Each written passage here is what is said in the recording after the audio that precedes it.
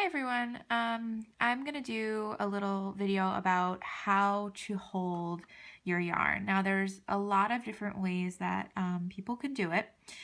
So first, when I have my setup, my yarn's always on my left, my ball of yarn, and then the tail is always on the right. I am right-handed, so when you are right-handed, you hold your crochet hook in your right hand, and your left hand is responsible for holding your project and also feeding the yarn.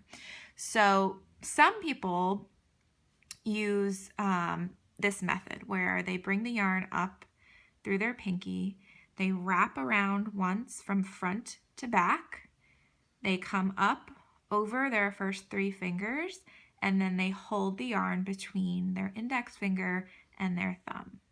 So one more time for that method, the yarn comes up, around from front to back, back up and around the first 3 fingers to be held between the thumb and the index finger.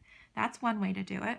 Another way to do it is to just go up between the pinky right here, then go over and use the index finger to feed off of from the yarn, and your thumb just kind of holds the project.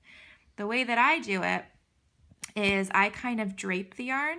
So I pick the yarn up through my pinky and I feed it around and I hold it, and the yarn comes off of my index finger. So what that looks like when I'm crocheting, let me just do a quick slip knot. So my yarn, so I'm basically, what's holding my yarn in is my pinky finger, and that's kind of controlling the tension, and it helps feed the yarn up. So when I do crochet, you can see it just comes right off of my index finger, it wraps it around for me, and that has worked pretty well for me. So you just kind of have to see what works for you. There are a lot of different ways, like I said, and you just have to give it a try and see how you're most comfortable. And if it's a way that I didn't mention or a way that it works for you but you haven't seen it anywhere else, that's totally fine. I think I do a lot of things differently than other people do. So good luck and happy crocheting!